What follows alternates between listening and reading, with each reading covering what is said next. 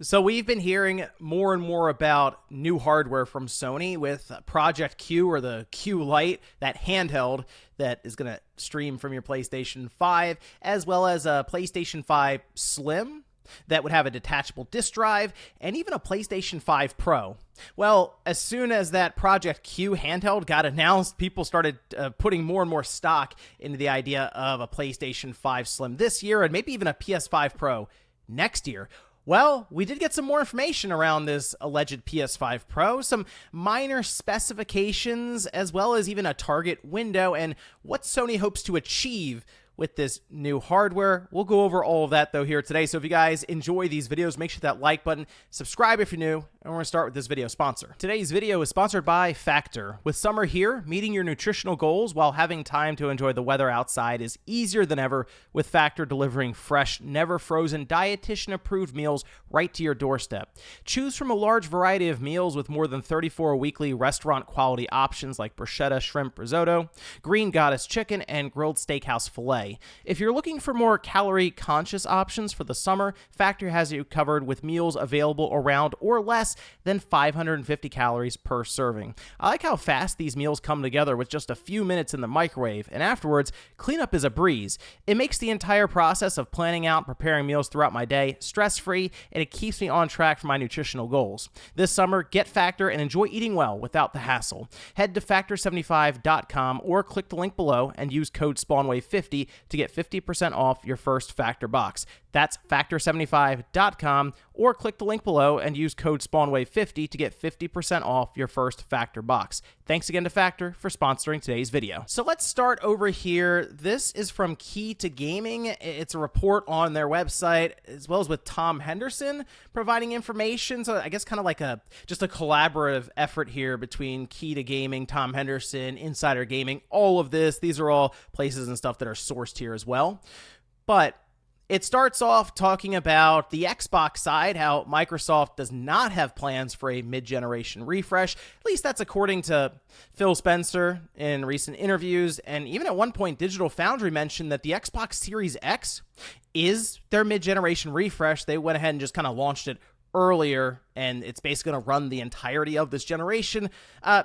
We'll see about that one. Keep in mind, these companies always working on new stuff in R&D. We just don't usually see it actually come out, all right? But anyway, to go a bit further, they say, according to their own sources, this is from Key to Gaming, who asked to remain anonymous because they were unauthorized to speak on such details, obviously, PlayStation 5 Pro is in development, and it's codenamed Trinity. Now, they do kind of discuss the history of code names with Sony, really leaning into the Matrix. You have PlayStation 4 Pro as Neo and PlayStation VR under Morpheus. This isn't new for tech companies to name it after maybe some sort of series that they're really fond of or something. Like, I think NVIDIA really seems to like Marvel characters for their Tegra chips. I think they even named an older Tegra chip Kal-El from obviously Superman, right? So, but with like recent Tegras, you had like Logan, Mariko, and others. So yeah, they just kind of like to name stuff, I guess, maybe for fun, but also they just, hey, in this case, Sony seems to really enjoy the Matrix. So there you go, or at least their engineers do. But they say it's understood that Trinity has been in development since early 2022, with sources citing that although the rumors of a canceled PlayStation 5 Pro project are always fun to read, Trinity has been the only project in the works for the Pro model. Despite dates being tentative, it's understood that demo events for the PlayStation 5 Pro are already ongoing, with the majority of studios receiving development kits by late November 2023. So we are still coming up on when these studios will be getting those development kits. So that's probably when you would actually see, as we saw with the PlayStation 5 dev kits, just pictures show up and then get pulled down online. So I am kind of curious, I will admit, what the PS5 Pro dev kit would look like, since the original PS5 looked kind of like a space hangar almost. Interesting for what that could look like here. But they also do talk about some, we'll say, minor specifications, all right? They don't necessarily, I mean, they do admit here that admitting due to lack of technical prowess, but two specifications they are able to at least reveal here are 30 WGP or workgroup processor, and then 1800 MTS for the memory. And while that's at least something, it's still kind of vague. There's a lot of variables you are missing. For example, just overall frequency of the chip, which would get plugged into one of those equations that then spits out the marketing term teraflops that likes to get thrown around. 30 WGP though, workgroup processor, it's to my understanding with AMD, as I kind of fell off the AMD wagon a while ago, but where I'm more into like NVIDIA and stuff for their GPUs and all this. But to my understanding, workgroup processor is kind of them renaming CUs or the compute units, where there's 2 compute units per workgroup processor. So in this case, I guess that would point to 60, but a lot of times they may disable, for example, a workgroup processor, even 2, for just overall yield of a chip to make sure that they get plenty of chips out of every batch that they do, right? Because some are going to have issues and it's easier to just disable and make sure you have a higher percentage of successful builds for your chips. The memory here, the mega transfer speed,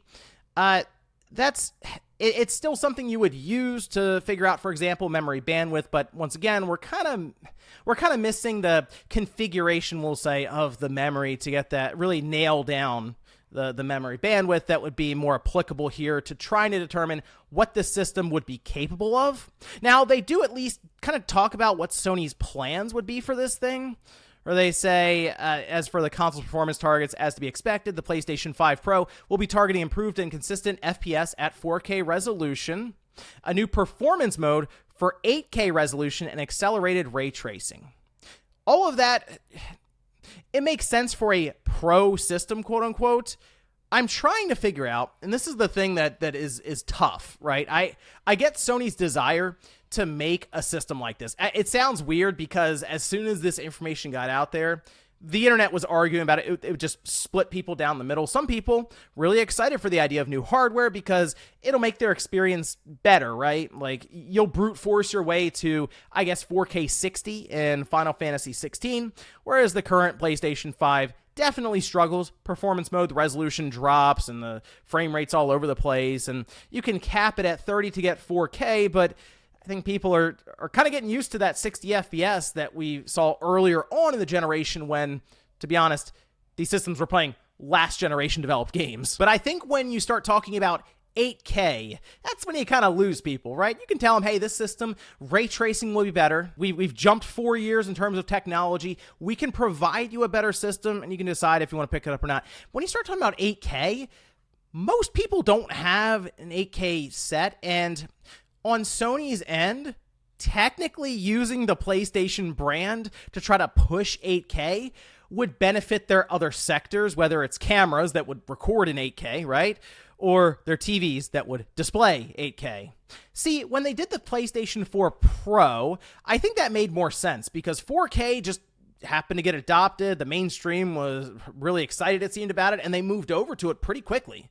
Although TVs did also get cheaper, whereas 8K still kind of having a harder time getting down to, I don't want to say what would be impulse buy territory, but one that's more manageable for people to go out and just kind of pick up from the aisles at Walmart or Best Buy or something like that. We're not quite there with 8K. But in Sony's mind, they would like to sell 8K sets. They have the PlayStation brand, and they can create this device to at least have it make sense for that 8K number that, by the way, is technically on the box of the current PlayStation 5. And it is weird to think because we have 8K on the box for the PS5, but it doesn't really do 8K. I guess the idea is Sony would introduce this system that could play games in 8K, and then they would push a patch to that older PS5 than the one we have now that would at least enable 8K for streaming apps like, I don't know, Netflix or Hulu or any of these other ones. And that's basically what it would be. And thinking about it, the older PS4 did have a patch pushed to it that enabled HDR. So that happened around the time, I think, when the PS4 Pro came out. So in that case, it is kind of lining up with the idea of adding a feature like that through a patch, even though it's kind of been advertised since the beginning for this one. And then the accelerated ray tracing side, while I don't think ray tracing is pushing units or anything like they were hoping it would from the start, it does appear that Mark Cerny has been putting in a lot of work behind the scenes with patents to continue improving the console's abilities for ray tracing, and I guess it's going to be applied to this newer device. And there's also talk that, okay, AMD could be preparing to launch RDNA 4 next year in 2024, and go figure, that's at least currently the target release window for this alleged PlayStation 5 Pro, as they point out that it's targeting a November 2024 release date. It's possible that Sony and AMD are working together on this PS5 Pro, as RDNA 4 is also developing next to it. They did this with the PS4 Pro, right, where they had, I think it was Polaris, and they happened to be working on the PS4 Pro when AMD was working on that, and they kind of got some of those aspects into the console for release, which made it very current when it came out. So I think it's possible that we could see that with the PS5 Pro, and technically then Sony would have the most powerful system on the market. But I do wonder, when it comes to diminishing returns, how much that actually matters anymore. And in fact, that's the part that's really split the internet. How necessary is a PlayStation 5 Pro currently when it doesn't really feel like we're getting blown away with some of these PlayStation 5 specific releases? And some of that has to do with the cross-gen period taking longer because, well, the stock for PS5 and Xbox Series just wasn't there, and now things are getting caught up to where you are able to get a PS5 or an Xbox Series a lot easier. But because of that, yeah, a lot of these games that were being developed on the PS4 ended up also just kind of staying on the PS4, and then we got a PS5 version, which did introduce 60 FPS more and more as a common thing for the mainstream, which is great because I think that's more important, to be honest, than maybe parts of the environment being a little bit shinier and a little bit sharper. I'd rather have that fluid motion of 60 FPS. But still, diminishing returns and the talk of 8K, it's not lining up as something that's going to be easy for Sony to market, and they probably know, based on how the PS4 Pro sold compared to the base PS4, that this isn't going to be something that blows everything out of the water and just sells like crazy. And that could also have to do with the pricing, but also kind of the image they create for it. I feel like they'll at least try to show it as a more premium option, because remember, the current PS5 isn't going away, and that's why I don't mind them attempting to create a PS5 Pro at all. In fact, I kind of encourage it because I like the idea of technology being pushed forward. But guys, the PS4 is still being supported right now, that base PS4. We are seeing games continue to go to it. Their Resident Evil 4 remake was released on that base PS4. Armored Core is coming up. That's on the PS4. Sony dropped God of War Ragnarok on that base system. So based on what they did there during that generation with that mid-generation refresh, which came 3 years after the PlayStation 4 came out, this one, by the way, would come a year later in this generation.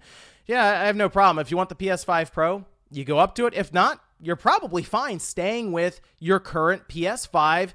Maybe when you get 6 years in, you're like, okay, games are kind of struggling bad now. Maybe I will look up to that PS5 Pro, or maybe you're good and you hold out till apparently 2028, which is when the entire industry, including Microsoft, is expecting new systems to come out, that being, I guess, the PS6 and, I don't know, the Xbox Series XXX. And then I guess the last part with this whole thing is the price for the PlayStation 5 Pro. I feel like we've discussed sticker shock with some of their other stuff, whether it's the PlayStation VR 2 or what I do believe is going to be sticker shock for this Project Q handheld. But with the PS5 Pro, something interesting is going on right now with Sony. If we are to believe that there is a PlayStation 5 on the horizon with a detachable disc drive, I kind of feel like Sony could push this PS5 Pro out in a scenario where it has a $500 price tag attached to it. And I think that'd be easier for people to swallow, considering the PS5 is $500 now. The way this would work, okay, is technically the PS5 Pro would come out without a disc drive, but it would leverage that detachable disc drive that is, I guess, going to be introduced here in the next 2 or 3 months for this revision of the PlayStation 5, which, yes, in turn would make the PlayStation 5 Pro equipped with a disc drive about $600. But as we're seeing the market move now more and more towards just an all-digital landscape and future, I think there are going to be more and more people who are like, that's fine, I don't need a disk drive, and that'll be it. It'll be a $500 system to them. But let me know what you guys think about this PlayStation 5 Pro. Certainly an interesting scenario being placed in front of us with these different reports around more hardware from Sony, but let me know if you think this is a waste of time for them or if you're excited about new, more powerful hardware coming down the pipeline. Thanks, guys, for watching, and I'll see you next time.